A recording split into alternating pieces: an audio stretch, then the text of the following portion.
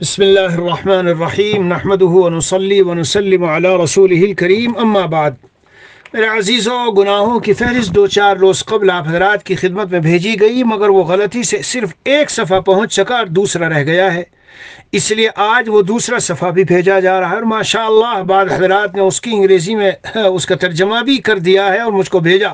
اللہ ان کو اپنی شان جزائے خیر دے، قبول فرمائے۔ بس ان کی خدمت میں بھی عرض ہے کہ اس دوسرے صفحے کا بھی آپ ترجمہ کر لو تو انشاءاللہ تعالی ان دونوں صفحات کو پھر انگریزی میں بھی، اور اگر کوئی اور دوسری زبان میں، جیسے ہندی زبان ہمارے ملک میں اکثر و بیشتر نوجوان یعنی ہندی زبان اتنا نہیں جانتے، لیکن رسم الخط ہندی ہو تو پھر وہ سمجھ لیتے ہیں، پڑھ لیتے ہیں اردو زبان کو، اس میں بھی کر دو تو اپنے ساتھیوں کو بھیج دیں گے، زیادہ وقت خرچ نہیں ہوگا۔ میرے عزیزوں، گناہ اگر امت سے نکل جائیں تو یاد رکھو، یہ جو ہم پر عذابات آئے ہیں اور مصائب و حوادث آئے ہیں اور ذلتیں رسوائیاں چاروں طرف چھائی ہوئی ہے، آپ دیکھنا کہ یہ خود بخود اللہ تعالی کی طرف سے دور کر دی جائیں گی۔ حضرت تھانوی قدس سرہ نے گناہوں کے جہاں نقصانات لکھے ہیں اور اس کی وجہ سے روئے زمین پر آنے والے اللہ کی طرف سے جو عذاب آئے ان کا تذکرہ کیا ہے، وہ پڑھنے کے قابل ہے۔ جزاء الاعمال کتاب میں پڑھیے۔ مجھے اس وقت اس تفصیل میں جانا نہیں ہے، لیکن کچھ حضرت تھانوی قدس سرہ کے جو ارشادات ہیں وہ آپ کو نقل کرتا ہوں۔ فرمایا، گناہ کا ایک اثر معاصی کا یہ ہے کہ آدمی علم سے محروم رہتا ہے، کیونکہ علم ایک باطنی نور ہے اور معصیت سے نور باطن بجھ جاتا ہے۔ ایک اثر اور نقصان گناہ کا دنیا میں یہ ہے کہ رزق کم ہو جاتا ہے۔ حدیث شریف میں ہے، ان الرجل لیحرم الرزق بذنب یصیبہ۔ ہم سمجھتے ہیں ہم تو اور گناہوں میں لگتے ہیں، نمازوں کو چھوڑتے ہیں اور گناہوں میں لگتے ہیں، اور رات دن سمجھتے ہیں کماؤ کماؤ مال، برکتیں سب چھن جاتی ہے۔ ایک نقصان یہ ہے کہ معصیت کرنے سے آدمیوں سے بھی وحشت ہونے لگتی ہے، خاص طور پر نیک لوگوں سے، کہ ان کے پاس بیٹھ کر دل نہیں لگتا، اور جس قدر وحشت بڑھتی جاتی ہے ان سے دور اور ان کے برکات سے محروم ہو جاتا ہے۔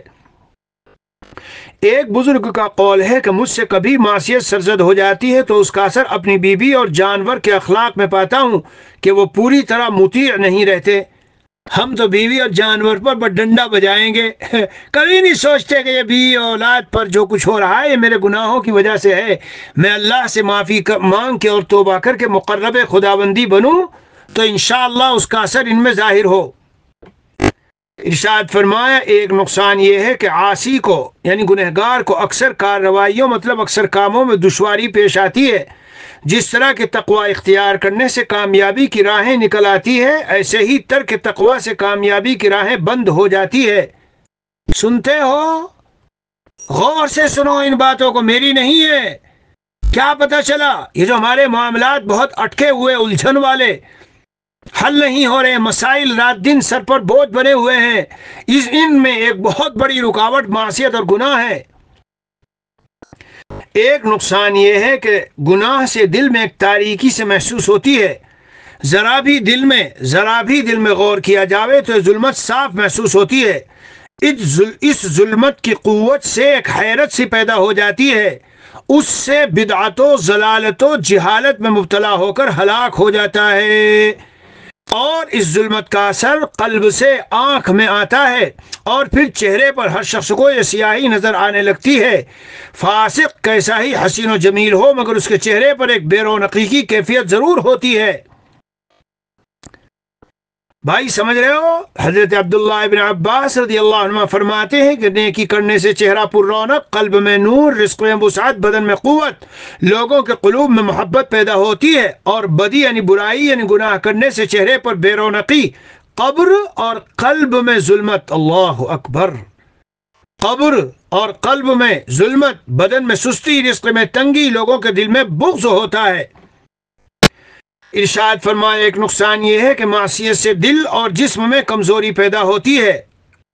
دل کی کمزوری تو ظاہر ہے کہ امور خیر کی ہمت گھٹتے گھٹتے بالکل نابود ہو جاتی ہے۔ رہ گئی جسم کی کمزوری، سو جسم تو قلب کے تابع ہے، جب یہ کمزور ہے تو وہ بھی ضعیف ہوگا۔ دیکھو، فرماتے ہیں، دیکھو تو کفار فارس و روم کیسے قوی الجثہ تھے۔ فارس و روم کے جو کافر تھے اور لشکر تھے اور فوجیں تھی، صحابہ کرام کے مقابلے میں نہیں ٹھہر سکے۔ کیوں؟ صحابہ کرام قوی القلب تھے ایمان کی وجہ سے۔ ارشاد فرمایا ایک نقصان یہ ہے کہ آدمی طاعت سے محروم ہو جاتا ہے، آج ایک طاعت گئی، کل دوسری چھوٹ گئی، پرسوں تیسری رہ گئی، یوں ہی سلسلہ وار تمام نیک کام بوجہ گناہ کے اس کے ہاتھ سے نکل جاتے ہیں۔ جیسے کسی نے ایک لقمہ لذیذ ایسا کھایا جس سے ایسا مرض پیدا ہو گیا کہ ہزاروں لذیذ کھانوں سے محروم کر دیا گیا۔ میرے پیارو، یہ جو ہم سے اعمال چھوٹتے ہیں، معمولات چھوٹتے ہیں، تلاوتیں چھوٹتی ہیں اور تہجد چھوٹتے ہیں اور نیک کام چھوٹنے لگتے ہیں، ان میں بہت بڑا دخل گناہوں کا ہے۔ ارشاد فرمایا ایک نقصان یہ ہے کہ معصیت سے عمر گھٹتی ہے اور اس کی برکت ٹلتی ہے، کیونکہ بر یعنی نیکی سے عمر بڑھ جانا حدیث صحیح سے ثابت ہے، تو فجور سے گھٹنا اسی سے سمجھ لیجئے۔ اور ایک نقصان یہ ہے کہ ایک معصیت دوسری معصیت کا سبب ہو جاتی ہے، وہ تیسری کا سبب ہوتی ہے۔ اسی طرح شدہ یعنی ہوتے ہوتے معاصی کی کثرت ہو جاتی ہے، یہاں تک کہ عاصی گناہوں میں گھر جاتا ہے۔ دوسرے یہ کہ کرتے کرتے اس کی عادت ہو جاتی ہے کہ چھوڑنا اس کا دشوار ہوتا ہے، پھر اس کو اسی ضرورت سے کرتا ہے کہ نہ کرنے سے تکلیف ہوتی ہے۔ اور ایک نقصان یہ ہے کہ گناہ کرنے سے ارادہ توبہ کا کمزور ہوتا جاتا ہے، یہاں تک کہ بالکل توبہ کی توفیق نہیں ہوتی، اسی حالت میں موت آ جاتی ہے۔ اور اب اخیر میں صرف دو نقصان خطرناک والے سناتا ہوں اور بند کرتا ہوں۔ ارشاد فرمایا ایک نقصان یہ ہے کہ گناہ کرتے کرتے وہی دل میں بس جاتا ہے، یہاں تک کہ مرتے وقت کلمات تک منہ سے نہیں نکلتا، بلکہ جو افعال حالت حیات میں غالب تھے وہی اس وقت بھی سرزد ہوتے ہیں۔ سن لیا آپ لوگوں نے؟ اے جوانوں، اے جوان بچوں بچیوں، سن لیا؟ اگر گناہوں میں، بے حیائیوں میں اور گندگیوں میں لت پت رہو گے، ہاں، موت کے وقت میں اسی گرل فرینڈ، بوائے فرینڈ، محبوب محبوبہ کا نام اور خیال دل پہ چھایا رہے گا اور وہی زبان سے نکلے گا، یاد رکھنا۔ ہاں، ایک نقصان یہ ہے کہ گناہ کرنے سے خدا تعالیٰ کی رحمت سے نا امیدی ہو جاتی ہے، اس وجہ سے توبہ نہیں کرتا اور بے توبہ مرتا ہے۔ کسی شخص سے مرتے وقت کہا گیا لا الہ الا اللہ، اس نے گانا گانا شروع کر دیا، تا تا تن تا تا تا تا تن تن تا تا تا، حضرت تھانوی لکھ رہے ہیں، اور کہنے لگا کہ جو کلمہ مجھ سے پڑھواتے ہو اس سے مجھ کو کیا فائدہ پہنچ سکتا ہے، کوئی گناہ تو میں نے چھوڑا نہیں۔ آخر کلمہ نہ پڑھا اور رخصت ہوا۔ کسی اور شخص سے کلمہ پڑھوانے لگے، بولا اس کلمے سے کیا ہوگا، میں نے کبھی نماز تک تو پڑھی نہیں، وہ بھی یوں ہی مرا۔ کسی اور شخص سے کلمہ پڑھنے کو کہا، کہنے لگا میں تو اس کلمے کا منکر ہوں اور چل دیا۔ ایک شخص نے بیان کیا کہ کوئی میری زبان پکڑ لیتا ہے۔ سمجھے بھائیوں؟ اس لیے میں گناہوں کی پوری فہرست بھیج رہا ہوں، اپنے آپ کو گناہوں سے اس طرح بچاؤ جیسے کہ خاردار جھاڑی میں کانٹوں کو چن چن کے نکال کر پھر وہاں سے چلو گے، ورنہ نہیں چلو گے۔ خاردار اور تاردار جو چبھنے والے تار اور کیلے ہوں، راستوں میں پڑی ہو، کون چلے گا؟ ایک ایک کو چنے گا، پھر چلے گا، ہٹائے گا، وہاں سے پھر چلے گا۔